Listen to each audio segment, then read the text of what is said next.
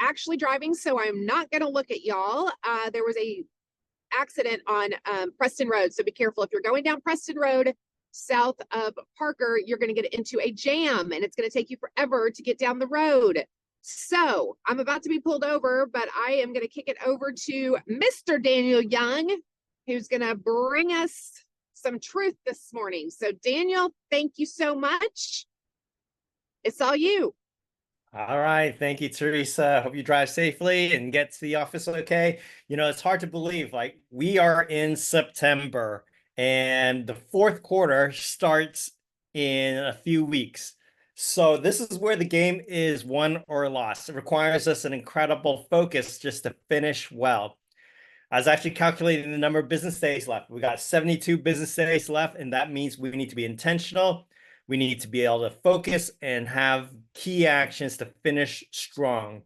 And so I was kind of going through some of my old huddle notes. So if you guys don't know, I take a ton of notes, and a lot of the reasons is just so that I can remember it because my brain doesn't work as well anymore, but I also love to be able to teach it too. And so just here's a few highlights for me that I went through to help us to finish strong for the year. So one of them is really just a very recent conversation, our branding. What do we want to be known for? So this is the Phil Jones conversation from from Mega Camp. And it just resonated with me so much because for me, I have that fear of niching and not being able to serve everyone. But what he said was so profound. He goes, what separates us cannot be what makes us the same as everyone else. And so here's the thing, the beauty of it is, you know, niching actually helps us to be stronger, to have a stronger message, and to have a stronger branding. So the question is, who do you want to know? Who do you need to know? And really, who is your audience? I taught a class on storytelling a couple weeks ago. And this idea of audience is so important, right? Especially when we're storytelling on social media. Because if we don't have an audience, then our message is way too broad and it's not going to really help address what the concerns are for our clients. And so asking the question, who is our audience? What is their problem? What is our solution for them? And what is our message, right? All of that gets defined by who our audience is. And the same is true with our business. It's like, who do we want to track? And I got a few ideas of like, okay, well, if you're struggling with finding your niche, here are a few questions that you can ask. What is your life stage? What season of life are you in? If you're a recently grad college student, then you're probably going to be attracted to first-time home buyers, right? Because that's just the stage of life that you're in. Well, what is your experience, right? So if you've gone through some hard times in life, maybe you have gone through a divorce, and there's an empathy that you have that you can connect with clients that are also have gone through the same thing. So what is your experience in life that would also allow you to have that empathy and really to be able to connect and build trust with your clients? Who do you want to spend time with? That's a passion question. Who do you like hanging out with? Right? And what do you resonate with? What gives you energy? And then the last one would be, who are you best at serving? So what's your skills? What's your talents? What's your expertise? Allow those things to kind of resonate and to marinate in this fourth quarter so that you can be clearer and have more clarity with regards to 2025 and how you want to brand your business. So I think that's the first thing is for this fourth quarter. What do you want to be known for? What's your branding? How can you focus on your niche? Then the second thing is, how do we focus our activities? So I've been going through the base coaching. It's been absolutely amazing. But I mean, it just reveals all my flaws and like really how scattered I am. And my coach says, Daniel, why are you doing anything besides working on your database? Because you have enough business in your database to be able to meet your goals. And I'm like, I don't really have an answer to that because I've got like a gazillion things going on. And the reality is that, you know, we try to do too much with the time that we have. And so there's three words that will help us with regards to focusing our activities. First one's congruency. Are my goals, my strategies, tactics, and then my actual actions, are they all congruent? Like, do they all line up together? Are the strategies that I've developed, do they move me towards my goals? Are my action steps that I'm actually taking, are they actually moving me towards my goals? The second word is alignment. So are all my actions actually working together to help me move forward? Or are they kind of competing and pulling me off track? I'm a people pleaser. I find it hard to say no. And so then what I end up doing is I say yes, yes, yes, yes, yes. And I find myself going in 100 different directions, and they don't really help me move forward together. So alignment is also key. And the last one's priorities. Focus on our priorities. I focus on second things first. And then, so the question is there a way for me to delegate, a way for me to leverage so that I can focus on my priorities? So one of the conversations I had with my coach was I was like, okay, well, I just hired a VA and I'm going to delegate 10 hours of work to free up for me. Right. And so he actually brought some more clarity. He goes, well, is it really just the VA, or is your goal to free up 10 hours for lead generation? And I was like, oh, well, actually, really, my goal is just to free up 10 hours for lead generation. And so he was like, okay, well, then make that your goal, right? And what I realized was I had tunnel vision and saying, I'm just going to find everything for my VA, and really realize that it's actually not just that, but it's my systems, my tools, my overcommitments. All of these were piling up and actually causing me to be distracted. And so helping me, so there's a plug for base coaching. They bring clarity, right? They bring focus. They bring congruency. They help you bring alignment, right? All of those are super helpful for me just to be able to talk it out, but then have someone ask the question, why? Why are you doing that? Is that really what you want to do? Because if you're not passionate about it, you guess what? You can put it on the list, but you're not going to finish it up. You're not going to do it. And so that's the beauty of it, is really just having that conversation, accountability, but also clarity. The third thing for this quarter is really to take action. We have to take action. And a lot of times it's our fear that paralyzes us in terms of taking action, right? I don't know what to do. I got too much to do. My projects and my database and what I have to work on is way too big. And so really the encouragement is start small, start now, and just start in one area, right? So focus on just one area at a time to make the biggest progress, because a victory in one area can create momentum in another. And I think this is from Teresa, but it's take action and do the next right thing.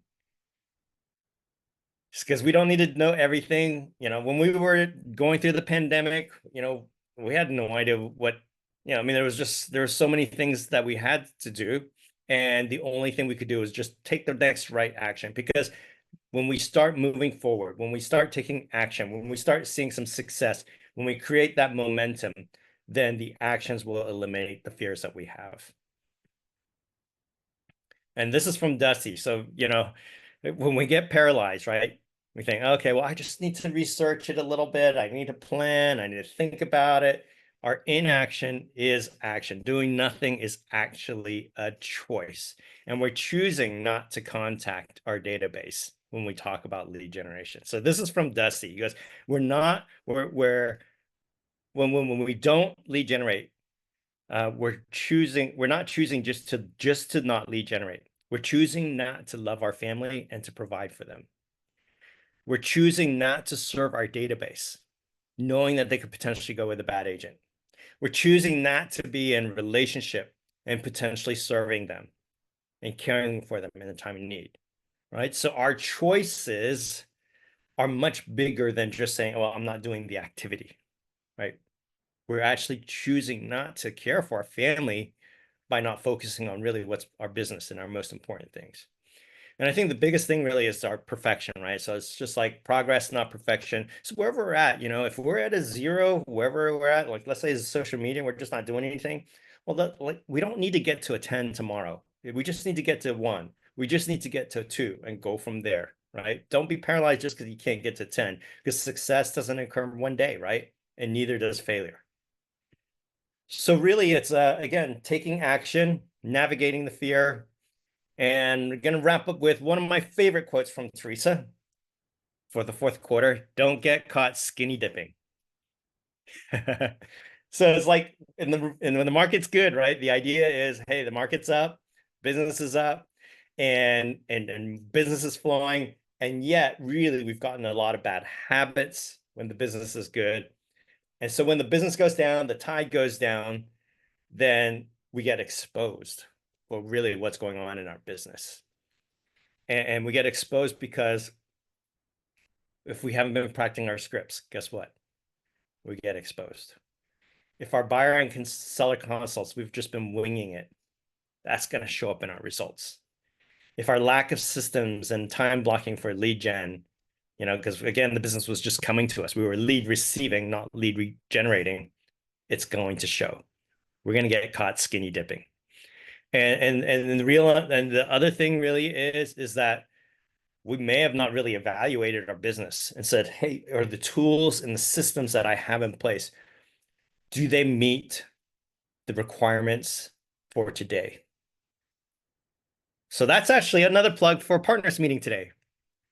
Because guess what? We have tools in our market, and they're just not a bunch of shiny objects, right? Like, I mean, we've all been down that road. We've chased those shiny objects.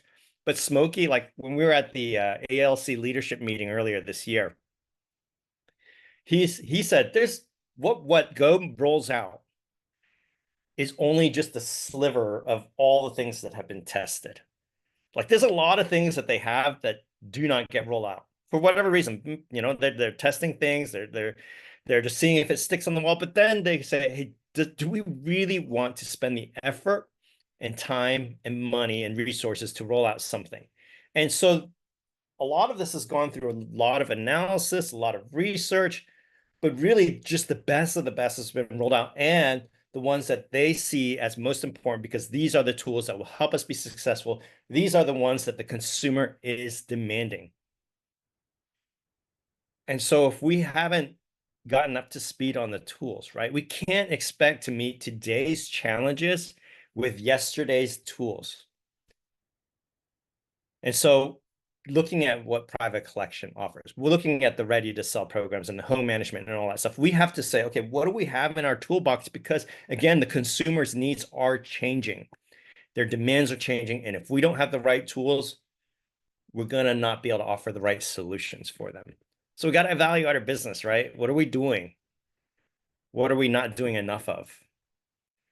What do we need to change? And what do we need to do more of?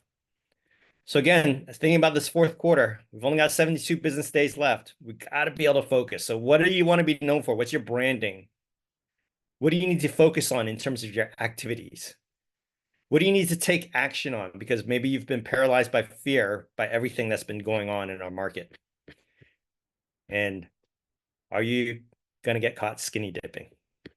That's what I got. That was awesome. Thank you, Daniel. All right, it's Red Wednesday. So as Daniel so eloquently mentioned, we are going to be in the training room at 11 for partners meeting, going through our entire toolbox. It's going to be a fantastic meeting and celebrating your fantastic, and I might repeat, fantastic August. So it's going to be a great meeting. We're going to do lunch and then dissect your listing at 1 o'clock. So who should be in the room for dissect your listing? Anybody who's not lead generating or going on an appointment. That's pretty much it. So if you have already submitted a listing, thank you. And if you haven't, we need you in the room to collaborate. And I mean, everyone loves to give their opinion, right? So you're being asked for your opinion. Who doesn't love that?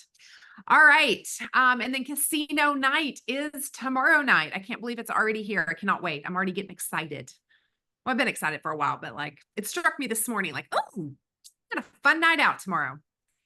All right. So it's like Daniel and I are playing table tennis here, and I'm going to toss it back to him, and y'all are going to do some conversation practice, and I'm going to see everybody in the training room 10:55 for early bird drawing.